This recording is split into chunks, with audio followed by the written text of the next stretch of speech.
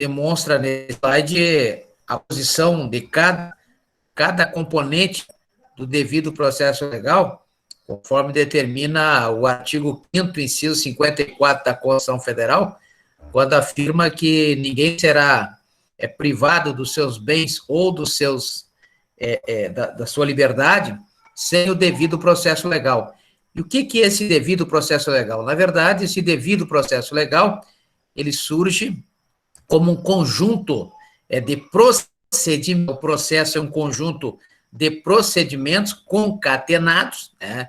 Logicamente, levando sempre o princípio da legalidade. Então, sempre haverá aí, o senhor já deve ter ouvido falar no garantismo, né, de Ferraioli, etc. São teorias que reforçam essa ideia da previsão da lei. Então, o Estado, para condenar alguém, a Justiça do Trabalho, no sentido mais específico, para que ela possa condenar ao final do devido processo legal, através de uma sentença lá do artigo 850 da CLT, antes ela tem que realizar uma série de procedimentos. Esses procedimentos, todos eles deverão observar fielmente o que diz a lei, o que manda a lei, né? Todo o processo ele tem um regime jurídico de direito público, e direito público só se faz aquilo que a lei diz que tem que fazer, ou se deixa de fazer, quando a lei diz que tem que deixar de fazer. Então, é diferente do direito privado, onde se faz tudo, menos aquilo que a lei proíbe, que a lei veda, né? Então, a lei estabelece condições, a exemplo do que se vê no artigo 104 da Lei 10.406 de 2002, onde, para um contrato, por exemplo, para um negócio jurídico ter validade, tem que ter, o agente tem que ser capaz, o objeto tem que ser lícito e a forma tem que ser prescrita em lei, né? Diferentemente do direito público. O direito público diz exatamente o que tem que fazer. O que não estiver previsto no direito público não se deve fazer ou não se deve deixar de fazer. E o processo, ele obedece exatamente o regime público, né? O regime do direito público, onde só se pode fazer aquilo que a lei manda ou deixar de fazer aquilo que a lei manda, não é verdade? Então, por exemplo, uma audiência lá do artigo 459 da Lei 13.105 de 2015, né? Por exemplo, do artigo 212 lá do Código de Processo Penal, né? Primeiro serão entrevistadas, ouvidas as testemunhas de acusação, para depois as de defesa, assim como nos dois sistemas. Também não pode o advogado induzir a testemunha a qualquer tipo de resposta, né? Então, as perguntas têm que ser rápidas, têm que ser objetivas, as perguntas têm que ter um sentido, né? Tanto no artigo 212 do Código de Processo Penal, quanto no artigo 459 da Lei 13.105 de 2015, que é o Código de Processo Civil, e nas audiências trabalhistas da mesma forma. Então, lá no artigo 850 da lei do Código da CLT, da Consolidação das Leis do Trabalho, as perguntas têm que ser realizadas de forma direta. Primeiro, quem está acusando, depois quem estará aí defendendo. Então, as testemunhas têm uma sequência, isso é o devido processo legal. Ou seja, não é assim como as pessoas vão fazer de qualquer jeito. Existe uma previsão, né? E essa previsão ela tem que ser cumprida exatamente dentro daquilo que a lei permite. Então, dentro daquilo que a lei permite. Então, o devido processo legal, ele tem como fundamento, como regime, o direito público. Deve-se fazer exatamente aquilo que a lei manda. Então, se sair fora dessa lei, poderá, então, esse processo ser passível de nulidade, né? Como exemplo, acontece no artigo 563 do Código de Processo Penal, onde a não observação dessa oitiva pode gerar aí o que aconteceu no habeas corpus 1.010.909, onde foram anulados aí os processos lá de Curitiba, né?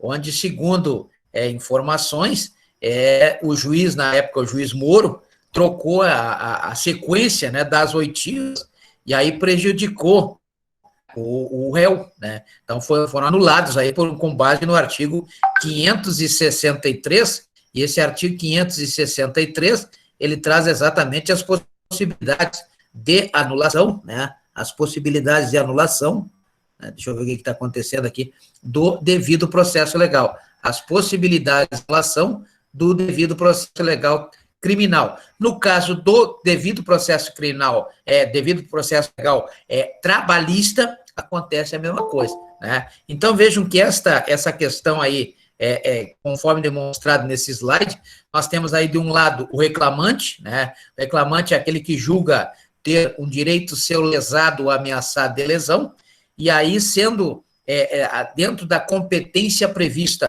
no artigo 114 da Constituição Federal, aquela competência prevista para julgamento da Justiça do Trabalho, como prevê o artigo 114 da Constituição Federal, o reclamante, uma vez que tenha aí, que exista um dissídio trabalhista,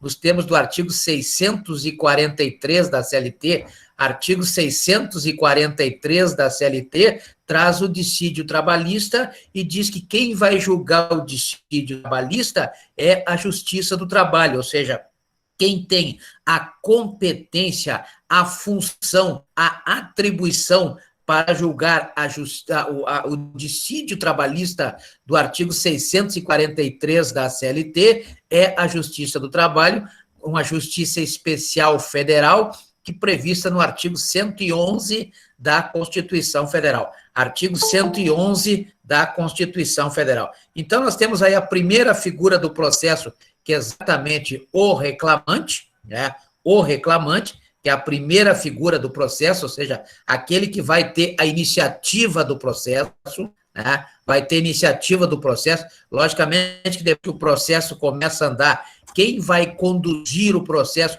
é o juiz do trabalho, mas quem vai dar o pontapé inicial, aquele primeiro chute na bola, é o reclamante. Então, o reclamante é quem vai dar iniciativa ao processo. A iniciativa do processo se dá sempre pela parte do uso do direito fundamental, previsto no artigo 5º, inciso 34, a linha A da Constituição Federal, né? E vai usar o instrumento que é a reclamação trabalhista do artigo 787 da CLT, reclamação trabalhista do artigo 787 da CLT. O juiz, então, vai receber, o juiz do trabalho, o Estado, o Poder Judiciário, componente aí do sistema previsto no artigo 2º da Constituição Federal, ou seja, os três poderes independentes e harmônicos que compõem os preceitos fundamentais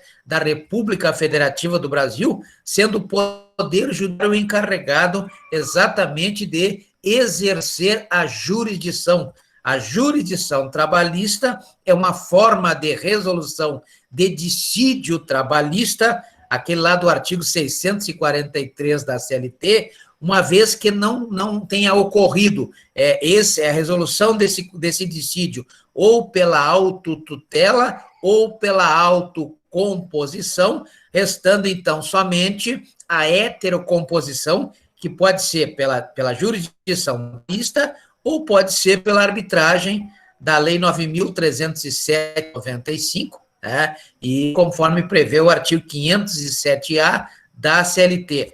Artigo 507-A da CLT diz que na Justiça do Trabalho, né, poderá ser usado para a resolução do conflito pela heterocomposição a arbitragem, né? Mas aí tem algumas condições, né? O salário da pessoa, do reclamante, tem que ser no mínimo 2 vezes o valor do teto da Previdência Social.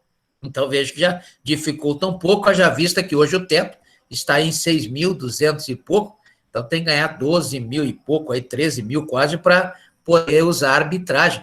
E ainda tem que haver previsão no contrato individual de trabalho, lá do artigo 442 da CLT. Então, ao elaborar o contrato individual de trabalho do artigo 442 da CLT, tem que colocar a previsão ali se é desejo das partes resolverem o dissídio trabalhista, né, na forma do artigo 643 da CLT, pela arbitragem, ou seja, pela heterocomposição